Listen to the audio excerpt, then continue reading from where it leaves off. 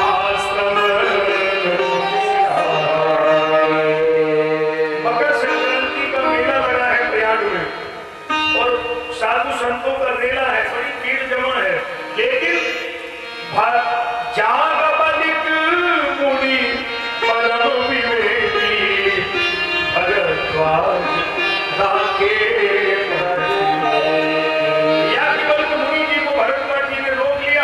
उनसे प्रार्थना किया, भगवान की कथा सुना, भगवान की कथा हो। तो याज्ञवल्क्य मुनि जी का संवाद है और उसमें भरद्वाज मुनि जी सुन रहे हैं, ये संदर्भ है। और सुनाई कहां से? एक बार त्रेता युग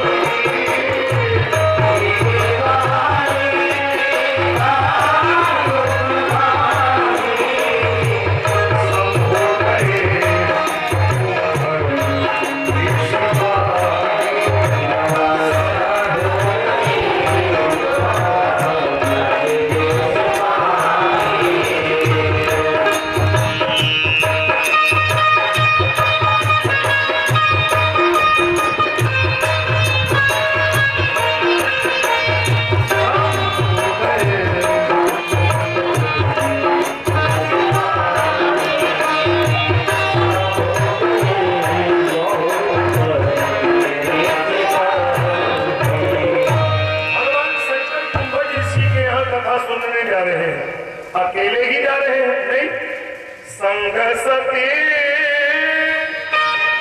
जग जननी भवानी नाम के आगे 3 विशेषण लगे हैं। सती, जग जननी, भवानी, वो साथ में जा रहे हैं। तो पहले तो ये सिद्ध हो गया कि कथा में कभी अकेले नहीं जाना चाहिए। जो लोग आज अकेले आए हों वो कृपया ध्यान दें, कल से दोनों लोग आइए, इसमें लिखा है।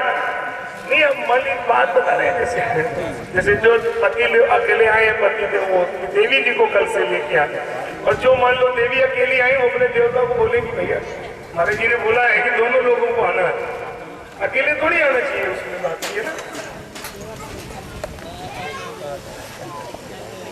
संग सती जग जननी भवानी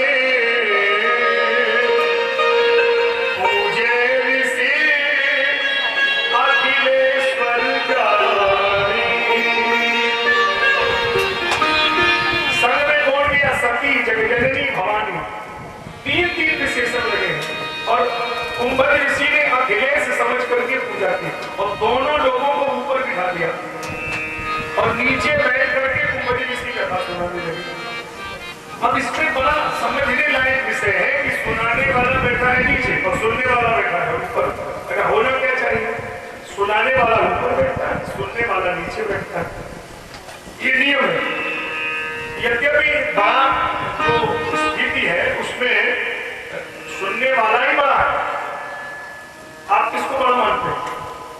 सुनने वाला ही तो बड़ा मानते हैं ना, सुनाने वाले की तो कोई महिमा नहीं है। हमें तो सुनने वाले की महिमा को ज्यादा समझते हैं। आप बड़े हैं, आप मिला लीजिए, आपको नहीं विश्वास हो मिला लीजिए ना। जीव समझे या जीव जल कलिमल से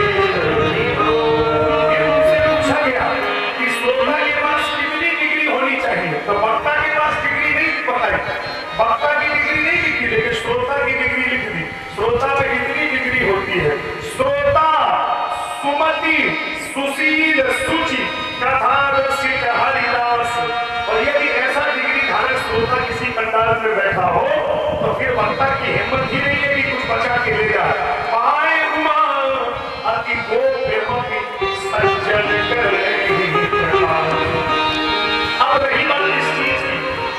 कि यदि ऐसा है तो फिर आप ऊपर क्यों बैठते हैं, हम लोग नीचे क्यों बैठते हैं? इसका भी संविधान सुन लो। इसका भी एक कारण है जो कभी कभी आपने फैक्ट्री में देखा होगा, किसी कंपनी में देखा होगा, तो उसमें बाउंड्री खिंचा हुआ होता है और एक बाउंड्री के कोने में बड़ा भारी ऊंचा सा 2 मंजिल 3 मंजिल का एक मचान बना होता है। अब उसमें कौन खड़ा होता है? एक गन लेकर के खड़ा रहता है नौकर, और मालिक कहाँ सोएगा? भीतर बैठने में। तो उस नौकर ने ये कह दिया कि आप तो आराम से सो जाओ, हमारे हाथ में गन है, कोई चोर इस फैक्ट्री के भीतर नहीं आ सकता, हमारी जिम्मेदारी है, ऊपर से ही दे रहे। तो बात ईमानदारी की ये है कि इन संत सदगुरु महापुरुष जिन्हें आपने अपनी श्रद्धा की अपने इस जीवन की फैक्ट्री में श्रद्धा के मचान पर जिन्हें बिठाला है, जिन्हें आपने श्रेष्ठता से आंख करके ऊपर रखा है, तो इन्होंने अपने हाथ में ज्ञान की गन ले रखी है, ज्ञान की तलवार ले रखी है, और इन्होंने मानो अपने भक्तों से कह दिया है कि तुम तो इस शरीर के मकान में आराम से सो जाओ, और जब तक हमारे हाथ में ज्ञान की तलवार है तब तक तुम्हारे शरीर की फैक्ट्री में काम क्रोध कोई चोर प्रवेश नहीं करेगा, तब तक निश्चिंत हो जाओ। केवल गुरु के हाथ में ज्ञान की तलवार बनी है, वो ऊंचाई से देखता रहे कि कोई विकार अंदर नहीं बैठ रहा है। आवत के विषय बयानी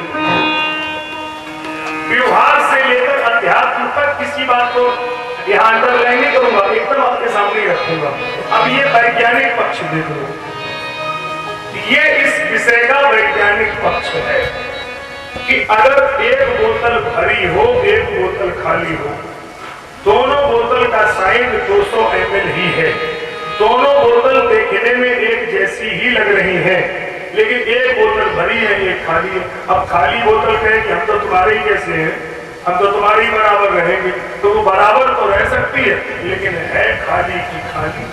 और अगर उसको भरना है तो बराबर नहीं बैठना है, फिर वो भरी बोतल को ऊपर रखना पड़ेगा और खाली बोतल को नीचे रखना पड़ेगा।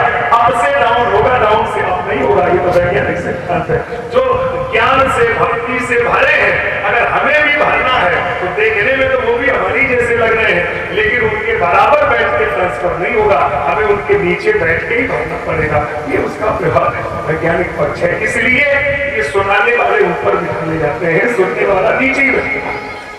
अम्मा जी बाबा ऊपर बैठे, कथा हो रही, कथा कौन सी हुई? राम कथा मुनि बरज बखानी, सुनिय महेश परम राम कथा सुनाई। सुनी किसने? सुनिय महेश। रामायण का संकेत साफ है, अम्मा जी ने नहीं सुनी। सुनिय महेश, अम्मा जी बैठी तो रही लेकिन सुनी नहीं। क्यों? अम्मा जी ने कहा कथा सुने, हमारे पांच होते हैं, हमारे बाबा तो भी कथा जाते हैं। बैठी तो रही लेकिन कथा में मन नहीं लगा। देखो साहब, एक बात कहना बहुत जरूरी है, नगला हुआ वाले लोग सुन लीजिए, कथा में बैठना ये पर्याप्त विषय नहीं है। कथा में तो चले कब से हम लोग बैठ रहे हैं, लेकिन कथा बैठे तब ना, कथा हमारे अंदर बैठे, ये सबसे बड़ी बात है ना। तो कथा में तो लोग बैठ जाते हैं, कथा तो भीतर नहीं बैठती है ना। तो हम तो जिम्मेदारी लेकर के ही आए हैं कि कथा, आप कथा में बैठो या ना बैठो, हम कथा आपके अंदर बिठा के मानेंगे, इसमें कोई मतलब नहीं करेंगे। एक नहीं 10 बार समझा के मानेंगे। अभी बैठ जाओ अम्मा जी, ऐसे बैठ जाओ अम्मा, हाँ ऐसे पीछे चढ़ा सकती हो, इधर मत आओ अम्मा, हाँ यही बैठ जाओ अम्मा, ऐसे आराम से। तो गुस्सा में मेरा बेटा क्या बोली मैं मानो हम चलो फिर गएंगी बेचारी कह रहे हम आपसे तो अच्छा लगता है, गांव में भी अच्छा लगता है, प्रेम है, हम लोगों का भाव सब देखते हैं ना, तो मेरे को भी ठीक लगता है। आप हमारी बात को सुनो। तो अम्मा जी बैठी तो नहीं, लेकिन कथा में मन नहीं लगा। अच्छा, कथा में एक बहुत बड़ी बात है, क्या कथा में नींद बहुत आती है। जिन लोगों को नींद नहीं आती वो कथा में चले जाए, बहुत बढ़िया आती है साहब, एकदम गैर बड़े से भेड़ है साहब, नींद बिल्कुल आती है। नहीं इधर थोड़ी आएगी, इधर तो तैयार हो गया है, अब तो बिल्कुल आपके ऊपर नजर हटाएंगे तो कैसे आएंगे। वो तो जब कभी गड़बड़ होता तो कथा में नींद बहुत बढ़िया आती है। अब अम्मा जी बैठी रही तो कथा में मन नहीं लगा तो नींद आ रही, और जैसी नींद आई तो अम्मा जी तो नींद में आ गई। बाबा कथा सुनते रहे और नींद खुली तो बाबा से कहा बाबा घर चलो, घर चलो। क्यों क्यों? अभी तो कथा पूरी नहीं हुई, अभी तो विदा नहीं मिलेगी। माता जी बोली विदा नहीं मिलेगी तो विदा मांग लो, मांग लो। हाँ अरे भैया कथा तो पूरी हो तब ना, बोले नहीं विदा मांग लो। यदि कथा पूरी होती तो विदा मिलती, लेकिन जब पूरी नहीं हुई बीच में ही जाना है तो यहाँ कथा विदा मांगी गई। मैं नहीं कह रहा हूँ, रामचरितमानस कह रही है मुनिशन विदा मांगी त्रिपुरारी भवन चले संगत विदा मांगी गई। मांगना अलग विषय है, मिलना अलग विषय है। मिलने का अर्थ देने वाले की उदारता और मांगने का अर्थ याचक की आवश्यकता। तो यहाँ विदा मिली नहीं, विदा मांगी गई।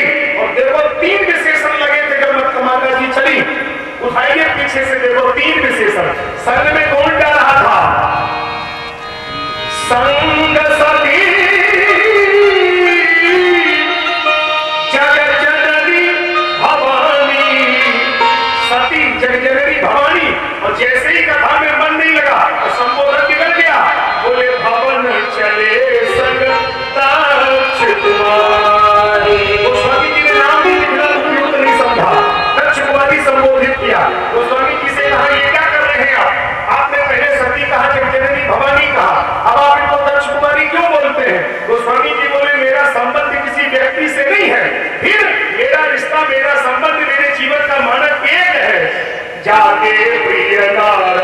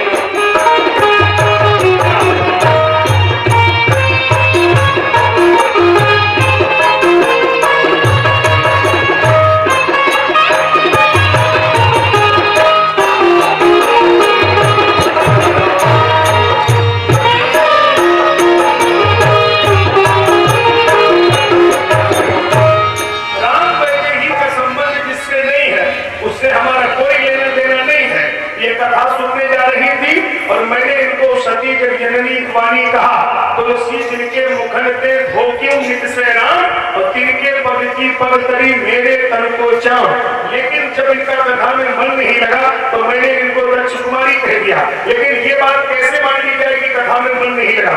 ये थोड़ा ही है कि मैंने कह दिया तो आप मान लेंगे, ऐसे कैसे मान लेंगे भाई? नगला हुआ के लोग ऐसे नहीं मान सकते हैं, अलग के लोग हैं। और मैं आपसे कहता हूँ आप मानना भी नहीं, हम आपको कितना भी कोशिश करें आप मानिएगा नहीं। हमारी जिम्मेदारी है कि हम आपको बना के ही मानेंगे। देखिए साहब कैसे नहीं बनेगी बात, हम एक नहीं 100 बार आपसे आपके सामने आपके मुंह से कहलवा देंगे कि देखो हुआ कि नहीं। अब हम सिद्ध करने के लिए तैयार है। ये बात कैसे मान ली जाएगी कथा में मन नहीं लगा? चलिए हम प्रमाणित करते हैं। अम्मा जी जैसे ही बाबा ने वहां से चल दिए तो रास्ते में घटना हो गई। क्या? शुभ रंजन व्यंजन में भारा हरि वंश नीर अवतारा अमिताभ बच्चन तक राज राशि ठंडक बल विजय अविनाशी कई सच्चिदानंद मुझे पावन असके चले मनोज सावन। जैसे देखा सच्चिदानंद जय पावन कहकर के प्रणाम किया जा रहा है। शंकर जगत जगदीशा सुंदर मुंह सब नाम सीता अत्यंत सुदय की प्रणाम कई पिता समेत दीन निज नामू। ये कौन है? आप इन्हें सच्चिदानंद जय पावन कहकर प्रणाम कर रहे थे। बाबा इनका परिचय क्या है? अरे बाबा ने कहा ये तो वही है। कौन?